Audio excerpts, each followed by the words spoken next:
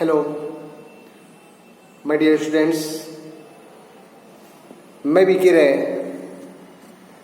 आज की इस क्लास में आपका हार्दिक स्वागत कर रहा हूं। मेरे प्रिय छात्रों, हम लोग इस समय रचना के आधार पर वाक्य भेद का अध्ययन कर रहे हैं। आप लोगों से जब मैंने कल बातचीत की थी तो आपको मैंने बताया था कि आश्रित उपवाक्य और प्रधान उपवाक्य की पहचान आप कैसे करोगे। साथ ही मैंने आपको यह भी बताया था कि आश्रित उपवाक्य के कितने भेद होते हैं और उन भेदों की पहचान आप कैसे करोगे। एक संक्षिप्त चर्चा फिर उसकी वो मैं बतला दे रहा हूं, याद रखेंगे आप। प्रधान उपवाक्य जो भी होते हैं उनके साथ कोई भी योजक चिन्ह नहीं होता, और जो आश्रित उपवाक्य होते हैं वो योजक चिन्ह के साथ जुड़े होते हैं। यह हमने आपको बताया था। साथ ही जब चर्चा हुई थी तो आपको मैंने ये भी बताया था कि देखो, आश्रित वीडियो में जो भी आप देख रहे होंगे तो आप देखोगे कि उसमें हमने ये भी बताया है कि आश्रित उपवाक्य की पहचान आप कैसे करोगे। और उसके अंतर्गत मैंने जो आपको चर्चा में बताया है वो ये बताया कि देखो, आश्रित उपवाक्य के 3 भेद होते हैं। संज्ञा उपवाक्य, विशेषण उपवाक्य और तीसरा होता है क्रिया विशेषण उपवाक्य। और मैंने आपको बताया ये भी था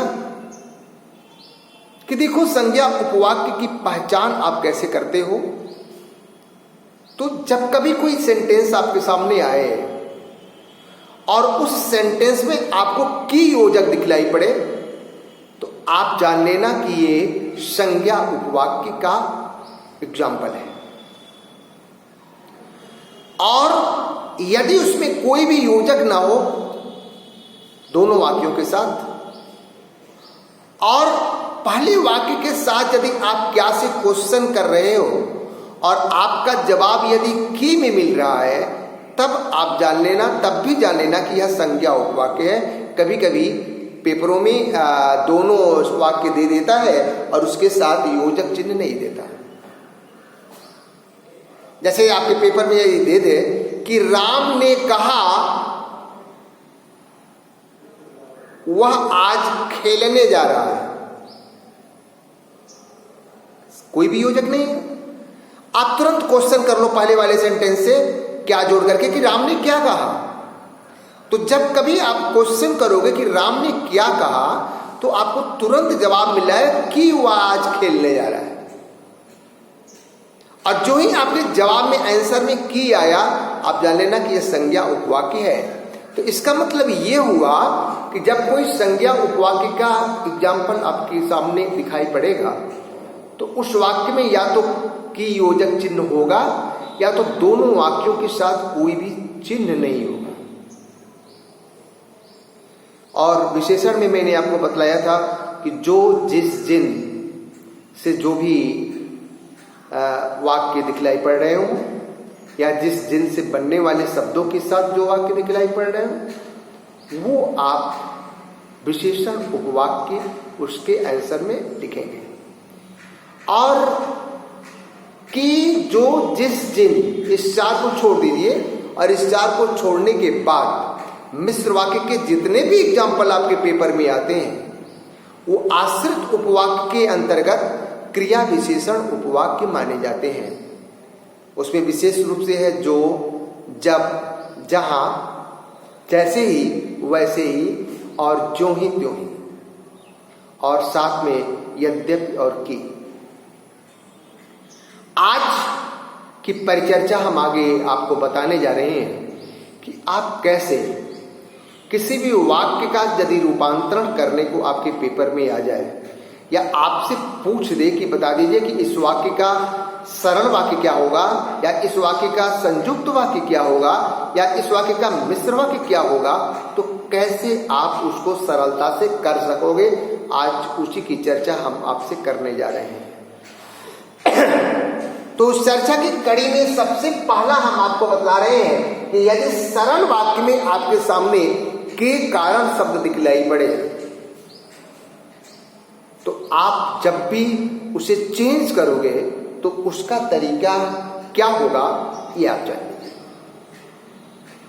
यदि वो के कारण सरल वाक्य में आया हुआ है और यदि वह आपसे ये कह रहा है कि इसको संयुक्त वाक्य में बदल दीजिए, तो बहुत आसानी के साथ दूसरे वाक्य के साथ आप इसलिए जोड़ दीजिएगा।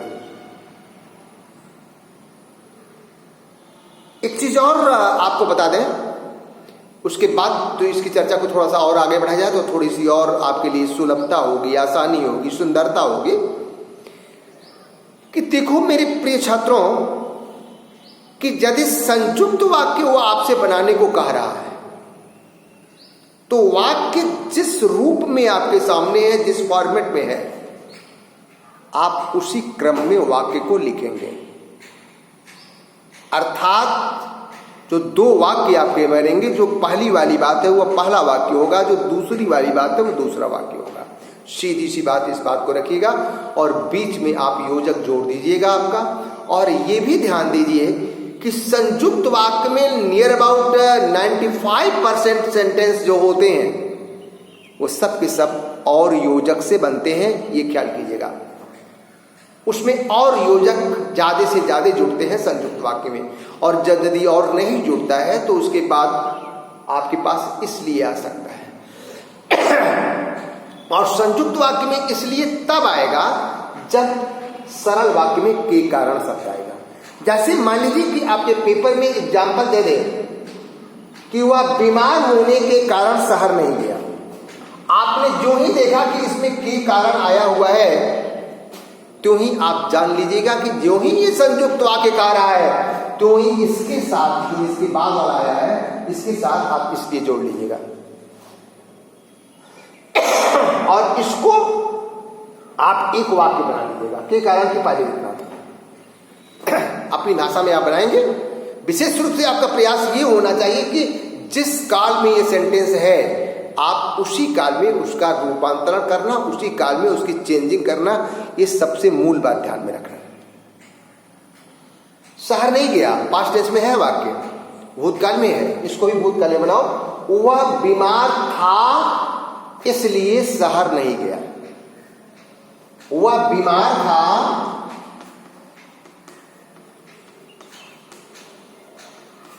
इसलिए शहर नहीं गया। बड़ी आसानी से बन गया, बहुत आसान सी बात होती है, बस केवल दिमाग लगाने की बात है। इसका मतलब के कारण यदि मेरे पेपर में आ गया और उसको यदि हमको संयुक्त वाक्य में बदलना है तो जो दूसरा वाला वाक्य आ रहा है इसके पहले हम इसलिए जोड़ देंगे और हमारा वाक्य बन जाएगा। अब आइए, उसी चीज को वह बीमार होने के कारण शहर नहीं गया, और यदि इसको ये कह रहा है कि आप इसका मिश्र वाक्य बना दीजिए, तो बहुत आसान सी चीज है कि ये जो लास्ट वाला है इसको नंबर 1 पर ला लीजिए, दूसरा वाक्य पहले और प्लस क्योंकि, अर्थात जब दूसरा वाक्य लिखेंगे तो उसके पहले क्योंकि लिख लीजिएगा। क्या इसका जवाब हो जाएगा? वह इसलिए शहर नहीं गया, इसलिए बीच में आ जाएगा योजक। वह इसलिए शहर नहीं गया क्योंकि वह बीमार था। अपने सरल वाक्य, अपने संयुक्त वाक्य बनाया था कि वह बीमार था इसलिए शहर नहीं गया, और इसी को जब मिश्र वाक्य बोल रहा है तो आप तुरंत उसी को चेंज कर लो, लास्ट को फर्स्ट में ला दो, फर्स्ट को लास्ट में लेके चले जाओ, वाक्य बन जाएगा। और इसलिए को बीच में डाल देना। वह इसलिए शहर नहीं गया, आप ये मत कहिएगा कि इसलिए वह शहर नहीं गया, इसलिए क्योंकि कर्ता पहले होता है जब भी आप सही वाक्य बनाते हो। तो वह इसलिए शहर नहीं गया क्योंकि वह बीमार था। इट इज करेक्ट हो गया। संभवतः आपके दिमाग में ये बात आ चुकी होगी। तो ख्याल करेंगे यदि आपके पेपर में के कारण वाला कोई सरल वाक्य दिया हो और उससे आपको चेंजिंग करने को कह रहा हो संयुक्त वाक्य में, तो आप दूसरे वाक्य के पहले इसलिए जोड़ देंगे, आपका संयुक्त वाक्य बन जाएगा। और ध्यान रखेंगे, फिर से एक बार रिपीट कर दे रहे हैं कि संयुक्त वाक्य जब भी बनाओगे तो उसका क्रम वही होगा जो सरल वाक्य का है, अर्थात पहला वाक्य पहला ही बनेगा, दूसरा वाक्य दूसरा बनेगा। और लेकिन यदि मिश्र वाक्य आप बना रहे हो तो कोई जरूरी नहीं कि पहला वाक्य पहला ही रहेगा और दूसरा वाक्य दूसरा बनेगा। दूसरा वाक्य भी पहला हो सकता है और पहला वाक्य भी पहला हो सकता है। उसमें आपके क्रम की कोई बाध्यता नहीं है। जो मुख्य बात होती है वह कहीं भी हो सकती है। इसलिए आप अपने दिमाग के साथ ही काम करेंगे। आप अब क्योंकि यदि इसके अनुसार आप काम नहीं कर पाओगे तो आप दिग्भ्रमित हो जाओगे। तो इस बात को केवल ध्यान में रखोगे कि जिस क्रम में वाक्य होता है उसी क्रम में हम संयुक्त वाक्य में चेंजिंग करते हैं, लेकिन मिश्र वाक्य चेंजिंग हम अपने मन के अनुरूप करते हैं, जो नियम हमको संकेत कर रहा है। अर्थात पहला वाक्य पहली जगह पर ही रह सकता है, पहला वाक्य दूसरा वाक्य भी बन सकता है। इसलिए इस बात को ध्यान में रखते हुए आप वाक्य रूपांतरण करना। तो अब आइए, अब यदि अब ये तो पहला नियम हो गया। अब दूसरा नियम, यदि आपके पेपर में कर, पर और ही शब्द आ जाए तो उसको आप कैसे करते हो? तो ध्यान देना, कर और पर शब्द को याद रखिए। कर, पर और ही शब्द यदि आपके पेपर में आ रहा है, सरल वाक्य में दिखलाई पड़ रहा है, और यदि उसका वो संयुक्त वाक्य बनाने को कह रहा है तो आप दोनों वाक्यों को और से जोड़ दीजिए, अर्थात उसमें केवल और शब्द का प्रयोग करेंगे। लेकिन यदि उसे वहां ये मिश्र वाक्य बनाने को कह रहा है तो याद रखेंगे उसमें आपके पास दो चीजें। मिश्र वाक्य जब भी बनाएंगे तो पहले वाक्य के साथ जब जोड़ेंगे और दूसरे वाक्य के साथ तब जोड़ेंगे। वह पढ़ कर सो गया, जब वह पढ़ लिया तब सो गया, इसका क्रम तो ही रहेगा, इसके क्रम में तब्दीली नहीं होगी। मैं बाजार जाकर कपड़े खरीदूंगा, लास्ट में गागे की आया है, दोनों वाक्य गागे की का ही होगा क्योंकि फ्यूचर टेंस का ये वाक्य है। तो जब मैं बाजार जाऊंगा तब कपड़े खरीदूंगा, इसका मतलब यदि वाक्य में कर आ जाए, वाक्य में पर आ जाए सरल वाक्य में, तो जब उसको यदि वो मिश्र वाक्य में चेंज करने को कह रहा है तो आपके पास दो विकल्प हैं, जब, तब, जैसे ही, वैसे ही।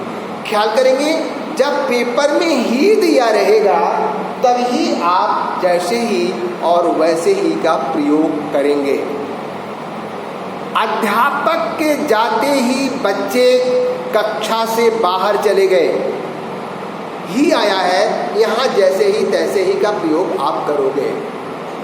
कभी कभी कर पर में ये वाक्य सुंदर नहीं बन रहा है तब हम जैसे ही तैसे ही का प्रयोग करते हैं। अन्यथा यदि वाक्य में कर, पर और ही शब्द आ रहा है तब हम जब और तक का प्रयोग करते हैं जब हम मिश्र वाक्य बनाते हैं। एग्जाम्पल के रूप में आपको मैंने दे दिया था कि वह पढ़ कर सो गया, जब वह पढ़ लिया तब वह सो गया। अब कभी मत लिखना कि जैसे ही उसने पढ़ लिया, जब वो कार्य एकदम करंट में तुरंत हो रहा, कुछ समय उसमें और चेंजिंग करना ना हो, तब जैसे ही तैसे ही। अध्यापक के जाते ही का तुरंत ऑन स्पॉट हुआ, अध्यापक बाहर निकला, लड़के भी बाहर चले गए। लेकिन अध्यापक के जाने पर, अध्यापक के चले जाने पर लड़के कक्षा से बाहर गए, इसका माने जब अध्यापक चले गए उसके बाद, और अध्यापक के जाते ही मतलब अभी वो क्लास से बाहर निकल रहे हैं, लड़के भी साथ में उनके बाहर निकल रहे हैं, तब यहां पर ही आ जाता है। बस केवल बारीकी आप ये याद रखिए कि जब कर और पर से आपका वाक्य सरल वाक्य हो तो उसकी जब चेंजिंग मिश्र वाक्य में करेंगे तो पहले वाक्य के साथ जब जोड़ेंगे और दूसरे वाक्य के साथ आप तब जोड़ेंगे। और यदि वाक्य में ही आया हुआ है तो जैसे ही वैसे ही का प्रयोग कर दीजिएगा। अगला शब्द, यदि वाक्य में आपके वाला शब्द आ जाए, पढ़ने वाले ही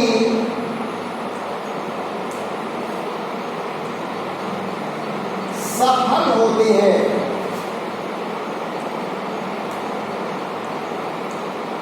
क्या करना, अधिकांशतः अब उसमें कह रहा है कि यदि वाला शब्द आ गया तुरंत जाए तो किसके पहले मुझे जोड़ लिख देना। जो पढ़ते हैं वही सफल होते हैं, पढ़ने वाले ही सफल होते हैं, ही दे दिया है इसलिए कर्ता के साथ, कर्ता को के साथ ही जोड़ दीजिएगा। जो पढ़ते हैं वही सफल होते हैं। क्लियर हो गई ना? आलस करने वाले, आलस करने वाले कभी सफल नहीं होते। अर्थात जो आलसी होते हैं वे कभी सफल नहीं होते, यहां ही नहीं आएगा। आलस करने वाले कभी सफल नहीं होते, अर्थात जो आलसी होते हैं, आलस करने वाला मतलब आलसी, तो जो आलसी होते हैं वे कभी सफल नहीं होते। अब आप कह रहे कि यदि वाला शब्द आपके पेपर पे दिखलाई पड़ जाए और वाला शब्द को चेंजिंग करने को कह रहा है कि मिश्र वाक्य बना दीजिए, आप पहले वाक्य के साथ जो जोड़ दीजिएगा। आपके पास ये 3 नियम मैंने दे दिया और 3 नियम के बाद जो अगला नियम आपका होता है उस नियम पर जरा ध्यान दीजिएगा।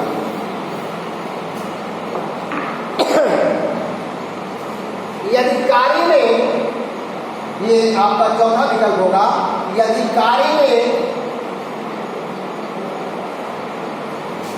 उल्टा प्रवाह हो रहा हो, ये चौथा नियम है, उल्टा प्रभाव हो रहा हो तो आप क्या करते हो? तो याद करना कि यद्यपि और तथापि शब्द का हम प्रयोग करते हैं मिश्र वाक्य बनाने से।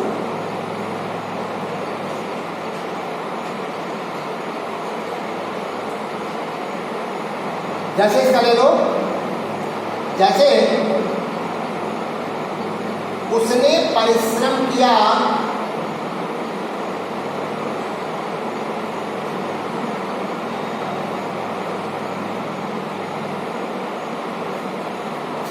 जरा 1 सेकेंड,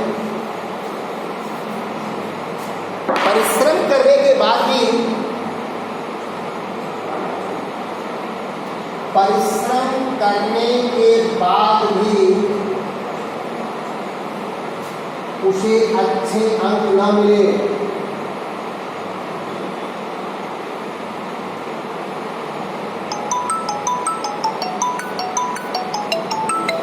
परिश्रम करने के बाद भी उसे अच्छे अंक ना मिले, ये यदि आपके पेपर में आ जाए तो आप इस वाक्य को जरा ध्यान से देखो।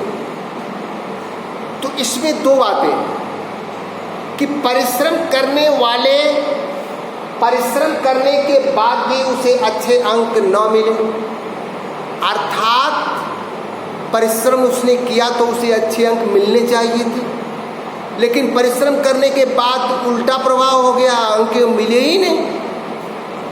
तो यदि इसको आप मिश्र वाक्य चेंज करोगे तो ये हो गया कि यद्यपि उसने परिश्रम किया तथापि उसे अच्छे अंक न मिले, अर्थात पहले वाक्य के साथ यद्यपि जोड़ते हैं और दूसरे वाक्य के साथ तथापि जोड़ते हैं जब कभी हम उसको मिश्र वाक्य में चेंज करते हैं तो। और आज का सबसे लास्ट है कि यदि मिश्र वाक्य में जो आ जाए मिश्र वाक्य में यदि जो आया हो तो आप ऐसा वाक्य जब भी आपको बनाएंगे, यदि मिश्र वाक्य में जो आया है तो आप जो प्लस क्रिया को हटा देंगे। जो व्यक्ति आलसी होते हैं, जो व्यक्ति आलसी होते हैं वे कभी सफल नहीं होते। वाक्य में जो आ गया तो जो को आप हटा दोगे। जो व्यक्ति आलसी होते हैं वे कभी सफल नहीं होते। मिश्र वाक्य में यदि जो आया हुआ है तो सरल वाक्य जब आप बनाओगे तो इसका जो भी हटा देना, पहले वाक्य की मतलब जिसके साथ जो आया है उसका जो हटाना, उसकी क्रिया को हटा देना और उसके बाद विशेषण को पहले करके विशेष से, जैसे जो विशेषण और विशेष से जैसे लिखते हैं तो विशेषण विशेष का क्रम सही करके दूसरे वाक्य को उतार लेना। जैसे जो व्यक्ति आलसी होते हैं वे कभी सफल नहीं होते। जो आ गया, जो को हटाइए तो जो व्यक्ति आलसी होते हैं तो जो और होते हैं खत्म कर दो। आलसी व्यक्ति और आलसी तो व्यक्ति विशेष से है, आलसी विशेषण है तो आलसी को शुरू में कर दो। आलसी व्यक्ति जीवन में कभी सफल नहीं होते हैं। ये था वाक्य परिवर्तन के सारे नियम। इसके साथ ही रचना के आधार पर वाक्य भेद पर आज हम आपसे विदा लेते हैं। इस चैप्टर की पूर्णता हुई। ओके, जय।